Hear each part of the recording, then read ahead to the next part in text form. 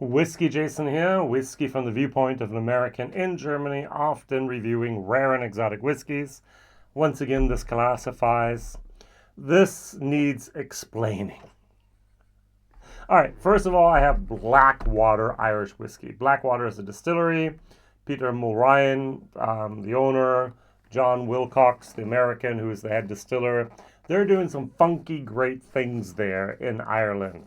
They're pushing the envelope, and they, especially Peter, together with Brendan up at Killowen, there, and others, of course, trying to change the legislation, the geographic indicator, the GI, for single pot still whiskey in Ireland. They want more oats. At the moment, it's 5%. Now, this is, I'm just going to keep on reading. This is called a single barrel release. So we know what that means. Single barrel. Very good. 450 bottles total. This is Peated Rye Irish whiskey. Now, many people don't know this, but there's, outside of Canada and the US, no other country in the world that has a definition for rye whiskey. England doesn't have it. Sorry, UK doesn't have it. Europe doesn't have it. Germany doesn't have it. Ireland doesn't have it. This is not a category that is officially regulated outside of North America. So the box I like and I hate. It's very stable, it's very firm, it's very good, but it's a pain in the butt to get to the bottle. So there's two little things you have to do, and you have to push this in here to get that, but hey, that's all right. It's a good one, a good box that they can use for all the different brands. It highlights the bottle.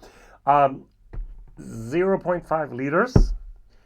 I paid 89 euros for this. In the Ireland, it's 99 euros. So you're talking 200 euros per liter. That's a lot.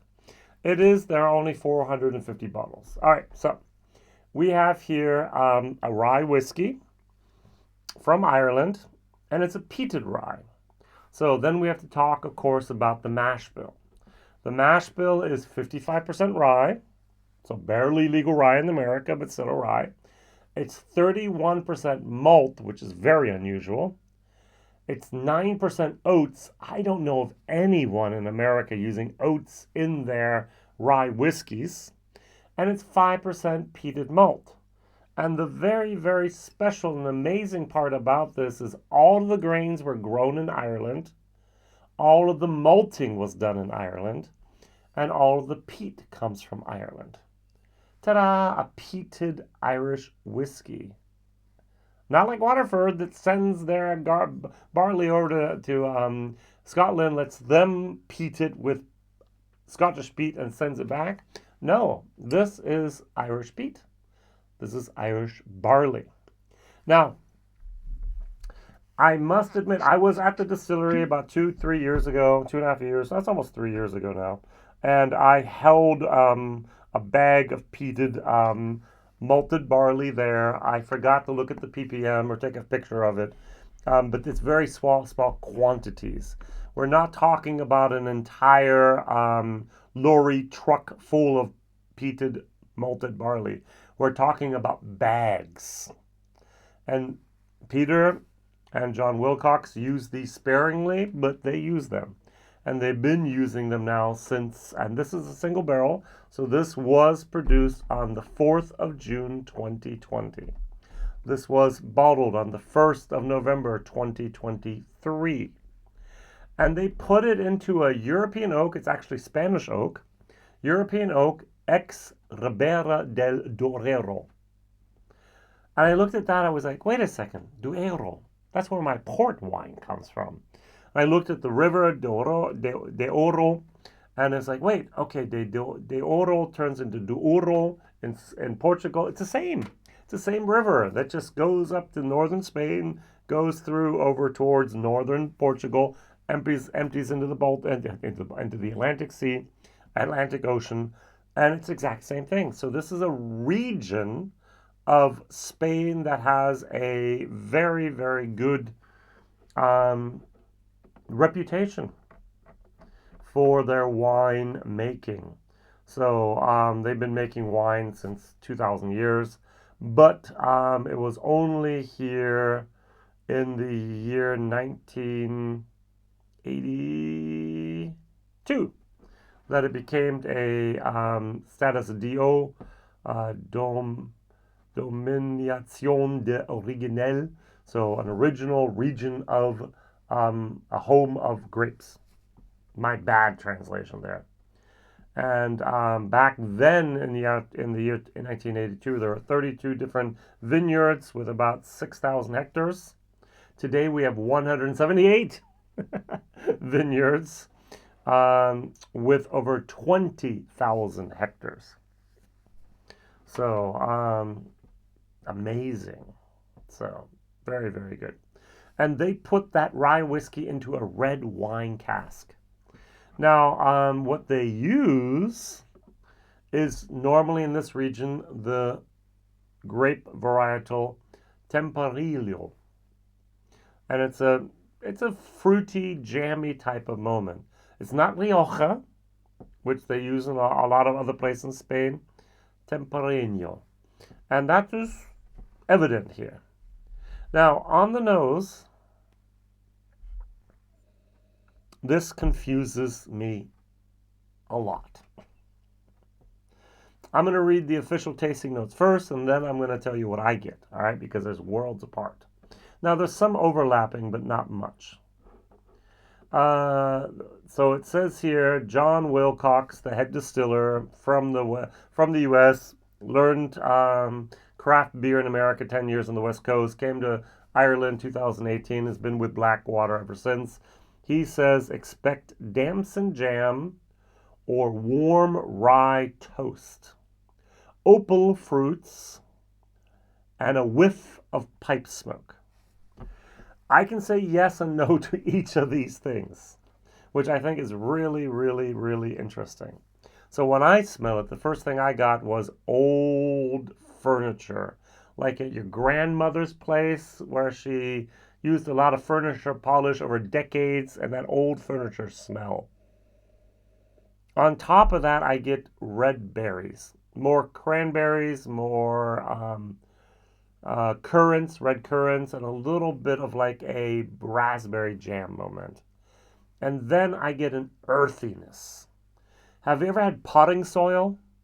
And potting soil used to have, maybe it still has where you're at, actually peat in it. And it's that potting soil moment. If you've ever taken a plant and repotted it and used the potting soil, that's what I'm getting. It's earthy. It's not smoky. It's not ashy. It's earthy. And so he talks about the whiff of the pipe smoke here. And the entire time I'm also getting, I had the crust of a bread. In Germany, we have like 400 different types of bread. And we have rye, a lot of rye they put in the bread as well. But imagine a wheat rye mix. We've had those a lot.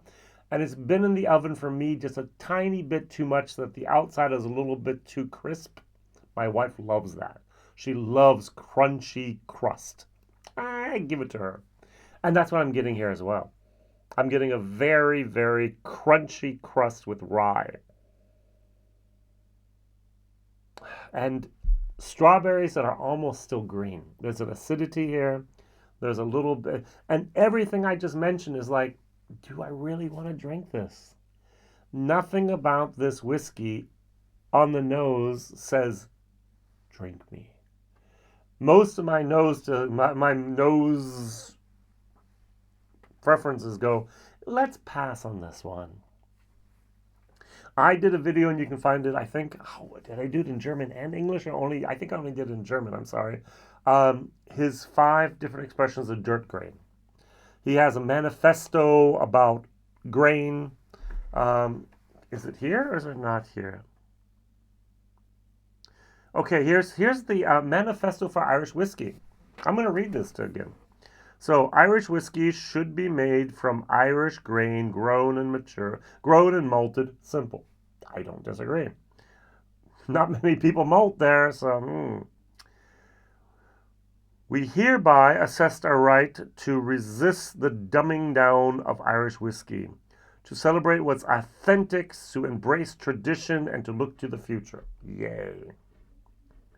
We choose to be transparent and to trust our senses, to value the distiller above the hardware, the brewer above the software, and above all, the farmer and the maltster. Peter, where did you get the grain? Tell me a farm. Tell me a farmer. Woodford Reserve does it. You wrote in your manifesto. We know who distilled it, but we don't know who malted it. We don't know who grew the grain. Tell us more. Mostly we want to make the kind of whiskey we want to make to represent the true character of the people, province, and produce. And created from the very start with an obsession for flavor. We believe in grain over cask. The power of the Mashbill, and never forget, Irish whiskey belongs to us all, not the select few. Blackwater Distillery.ie. That's his manifesto for Irish whiskey. I'm going to probably read that in my next 10 years of whiskey tubing 10 times at least, if not. I need to do a bottle a year at least from Blackwater. I totally agree with his manifesto on almost all points, and I totally agree with the phrase grain over cask. We in the whiskey industry do not play with the mash bill as much as we should. And in Ireland, we have the possibility. You have the possibility of malted, unmalted, and other grains. And that's going to expand. And you can do it now. You can do it. You could have done it 5 years ago. It wouldn't have been single pot still. It wouldn't have been single malt. And it wouldn't have been grain whiskey because it's not made on a pot still, but on a column still. But it would have been Irish whiskey. What's wrong with the term Irish whiskey? I think Irish whiskey is fabulous. We have American whiskey, which is not so fabulous. It's like, 80% grain neutral spirit vodka with 20% straight bourbon. But Irish whiskey has at least with me, the connotation of Irish. And it can be anything. And it's Irish. Make Irish whiskey Irish again. So, after saying all that, and you remember I noticed this, and it's like nothing appeals to me. I get furniture polish. I get a little bit of that earthiness again. I get a lot of that. I even get like rhubarb. That's weird. That's the red wine. If I had made this mash bill, first of all, I don't think I would have bottled it after 3 years. And second of all, I don't think I would have put it in a Spanish red wine cask. But hey, I'm not as experimental as the guys and girls here at Blackwater are. Just for my own peace of mind, what am I going to compare it to? Rittenhouse. Why? Because they say themselves that this is a nod to our 100 proof bottle and bond. Rittenhouse is maybe the best bottle and bond rye whiskey with the lowest amount of rye in it that you can get globally. And I thought I'd just have a little tiny sip of this so that I have a fair comparison of what 51% rye basically tastes like compared to 55% rye. Does this have malt in it? No. Does this have peated malt in it? No. Does this have oats in it? No. That's corn. Corn, it does have a little bit of malted barley in there. This is a lot more, all right? We have 36% malted barley in here. All right, you do have a hue of the redness. This does taste better than it actually smells, so let's go for the tasting, the reviewing part of this.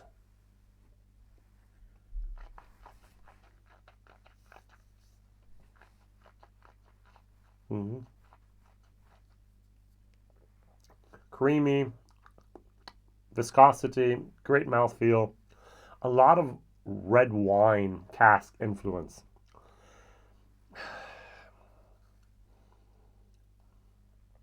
The peatiness is a little bit, they call it a whiff of pipe smoke. I'm oversensitive to peat here. I'm getting actually a tiny little bit of ash going in there. I'm getting a lot of earthiness. As I mentioned here, I'm going to go for tobacco leaf, not yet burned cigar. That red berry moment is definitely there. Jam. And it has a youthfulness. This is not a whiskey that has been overaged in any way or manner. This is a very young, I want to say vibrant, but very, very rebellious spirit still. It's whiskey, but it's more of a spirit. Price, as I said, I think I've mentioned this already. I paid 90 euros in the UK. In Ireland, it's 100 euros. It's 200 euros a liter. That's a lot of money. Would I go out and buy another bottle of this? No. Would I buy another bottle from Waterford, from Blackwater? Yes. I have the 5 grain here. Will I buy another bottle of it in the future? Yes. 2 reasons. I know one day I'm going to have a product that I love, that experiment so much, something's going to go there. Yes. And second, I want to support the creativity and craziness of this distillery in the way that they make whiskeys. Craft beer makes a lot of different things with their different types of malted barley. They're doing that as well. And they have the freedom to use oats as well. They have the freedom to use peated barley. They could have the freedom to use wheat or corn as well. And I think this is absolutely necessary to wake up the whiskey industry in Ireland to say, hey, we can do things differently. They're not going to produce thousands and thousands of barrels a year. This is a micro mini distillery. This is a single cask release. It barely made it to Germany. We just received a few cases of the 450 bottles. Most of it has already been there at the distillery. They're sold out. Most of the bottles are gone in Ireland already. Not like collectors, on people who actually open the bottle and enjoy. Love the cork. Entire cork, just like Pikesville. I don't know. I'm going to say that's a nod to Pikesville here, all right? But they used it also on that other thing. I don't know if you ever had a Pikesville before. Also here, full cork, even the top. So that's... Is it full cork or is it press cork? It looks like full cork. All right, so is this full cork or is this press cork? It looks like press cork. It is press cork. All right, good. Recyclable bottle. Recyclable glass, in the bottle. And also here, biodegradable capsule around there. So they're doing everything right. Also the paper here printed, well done, well nice. Yes. I can recommend Blackwater Distillery for something different. I cannot recommend Blackwater Distillery if you're looking for something like Redbreast 12, if you're looking something like a Bushmills 10, if you're looking for something like, I don't know what else is out there that you've had so many times, but if you're looking for something outside the normal box, Dirt Grain, Manifesto, Blackwater is the place to be. They're doing it right. Are they doing it cheaply? They can't. It's micro. It's hands-on. They carry the bags of barley to the mash tun. It's a whole different process. They have Rittenhouse for the value for money. Beautiful. They have a tiny little distillery where they're making good stuff, good juice, and I can only say, please support them in any way possible. Visit them, buy a bottle, talk to your neighbor about that, and show them there's some weird, funky, good stuff out there from Blackwater. WhiskyJason here, whiskey from the viewpoint of an American. My question is, what other distilleries worldwide are actually experimenting with the Mashbill? Not the typical bourbon Mashbill. Oh, look, there's a wheated Mashbill. Oh, look, there's a high rye Mashbill. I'm talking about using different types of malted barley. Talking about you just not using our Pilsner malted barley or pale ale, but Munich and Karamalz and all these other different types of heirloom grain, malt, and so on and so on. Who's working with the grain? Who's making great whiskey? And I'm going to put Waterford in that category and say, well done. I still hate the VND, Vin du Natural, VDN casks. I still hate them, but I do like what they're doing with the grain at Waterford. So here, red wine, it's evident, but I'm not sure if I would have done it. Thank you very much for watching, liking, subscribing, telling others. What's your opinion of the different distilleries worldwide experimenting with the mash bill? Thank you. See you soon. Bye-bye.